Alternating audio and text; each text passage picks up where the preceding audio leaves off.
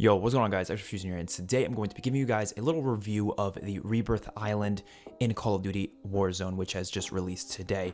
I've been hearing a ton of hate on this thing over on Twitter. People are saying it's terrible, doesn't work well, the whole Cold War integration is just bad, and I'm struggling to see why, because I honestly think so far Rebirth Island has been fantastic. I haven't got a chance to play Verdansk yet. I'm not too sure how Verdansk plays with the Cold War weapons. I assume it plays relatively well because it's one of the things I really did enjoy about playing Rebirth Island is obviously that we now have the colder weapons to mess with. And the reason why I like this so much is because it almost is like we're playing with a whole new slate of weapons, even though we've already played with them in Cold War. And the reason why is because the guns feel so different in this game. And I actually prefer how they look and feel in this engine than I do in Cold War itself. And that's only because, yeah, I do think Modern Warfare's engine looks prettier, although I do prefer Cold War 100% over Modern Warfare any day of the week. It also just feels a lot faster itself. But the way the guns look and feel is just magnificent here in Warzone, and I've been having a blast trying out all the different weapons from Cold War. And of course, the game has brought along an insane amount of awesome cosmetics, skins, and weapon skins for the shop, also in this brand new Rebirth challenge thing, which is so cool. I really loved how they did this within the Zombie Royale event, and they're doing it again, where there's 16 challenges on Rebirth Island, and if you complete all 16, you get this really awesome weapon blueprint of the Krig, and it looks amazing. One of the coolest looking variants I've seen from any Call of Duty in a long time, so I'm definitely going to grind this out to get it, and it's not impossible to get. It seems like it's definitely something you can maintain within just a couple days, and they're giving you like 18 days to do it, so I really hope this Rebirth event thing doesn't actually end in 18 days. I hope that just this specific challenge thing, because they haven't said anything, at least to my knowledge, about how long Rebirth Island will stay for. It would make no sense for me if they were to just remove it because they made this whole map. Why would they only keep it for 3 weeks? That makes zero sense. So hopefully it's here forever, just like Alcatraz was in Blackout. And let's just talk about the mode itself now. I mean, it's exactly what I expected. I do expect to see more different types of modes on this map, but right now there's only the Resurgence mode, which is the same as Alcatraz Portals back in Blackout, where there's 45 players. I believe in Blackout it was 40, but it was teams of 4. Now it's trios, and I do hope they add solos, duos, quads, all that other stuff as well, but it's just trios, and you essentially only die out when your teammates all die out as well, so you just come back after 30 seconds if your team is still alive. And what's really cool is that if you actually get kills while your teammates are dead, they come back even quicker. Like it, subtracts time away from the timer. So it actually motivates you to push players and go a little faster, which I really appreciate. I think this mode is a ton of fun. I've seen a lot of people say it's not actually Battle Royale. It's technically not, it's this bootleg, fast-paced multiplayer mode. It still is Battle Royale. I mean, it's last man standing wins. It's literally what Battle Royale is. It's just you can come back every now and then. I mean, Warzone, you can come back from the gulag and the buy station as well. So, I mean, there's no difference, right?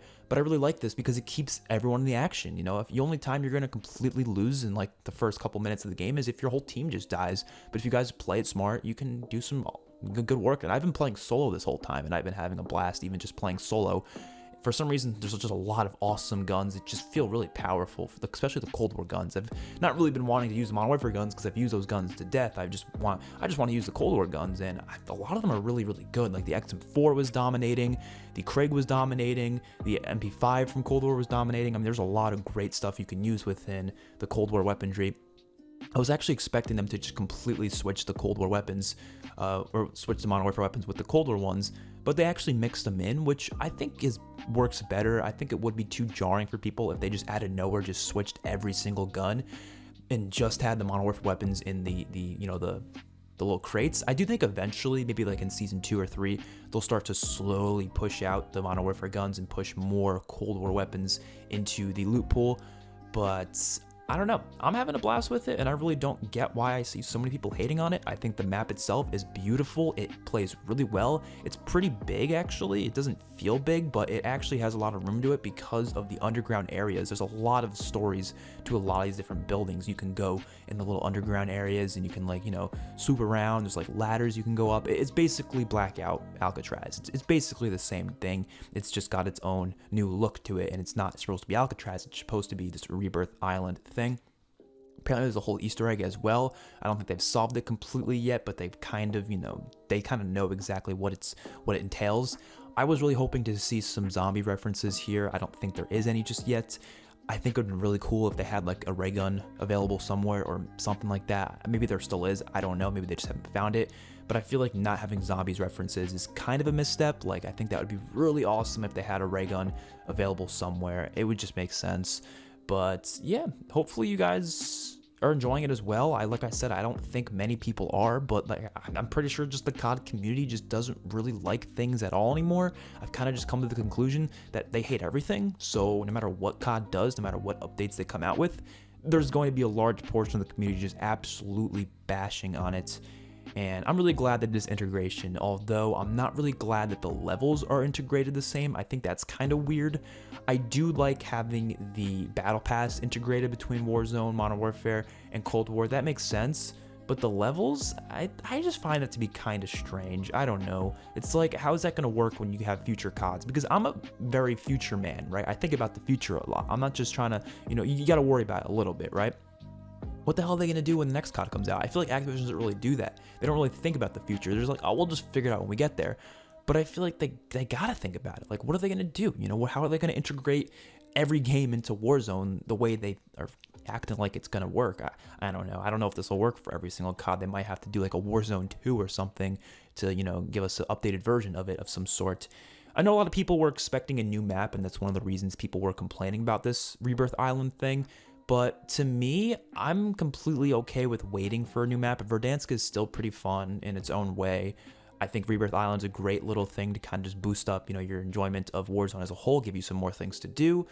And we're likely going to be getting a brand new map that will probably replace Verdansk in March, is my guess. And apparently, based off of leaks and rumors, the Fireteam maps in Cold War are actually locations from this map, which is interesting because I am a pretty big fan of a lot of the Fireteam stuff that we've seen so far in terms of the map itself. So to see that in a Warzone location, I would be very interested to see how that plays out. But again, we'll have to wait and see exactly how that is, because I love the colors in Fireteam. It looks beautiful. But like Verdansk, I was not enjoying it that much because it's so dull, it's so colorless. But the Fireteam maps, they got some color there. So if we were to see those in the new version of Warzone, I think that could be really damn good. And yeah, I'm pretty excited to just get into this a little bit more, play more Rebirth, and probably even try out Verdansk just to see how the colder weapons play on that. But I was also curious to see how they're going to do the creative class, and they actually just kind of full-on combined them with the guns from Cold War, but they still only have the perks and the equipment and such from Modern Warfare, which I thought they were just going to give us completely separate creative class options, which I think was their original plan, because I'm pretty sure that's what they said. They said there would be two different options where you can look at your, your Cold War classes, and you can look at your Modern Warfare classes, and you can make them separately. I guess that makes sense why they didn't do that, because how would you work in the Cold War perks with the Modern Warfare perks? Like, you couldn't have stuff like Ninja in Warzone. It just wouldn't make any sense with Dead Silence there. It would be overpowered as well. So I didn't know how they were going to work that out. And honestly, I think the way they did is probably for the best, because the Modern Warfare perks, they're already made to work for Warzone. And I feel like it would probably be too treacherous on them to make them try to make every single little thing in Cold War work. I do think they'll eventually start pushing some of the Cold War equipment, streaks, and such into Warzone. I hope they do. Like, I would love to see like a napalm strike added to the buy station. I feel like that makes sense. Stuff like that, little score streaks like that we've seen within Cold War, I think should be added into Warzone in some way, shape, or form in the future at least. So hopefully you all enjoyed the video. I'll see you in the next one. Peace out.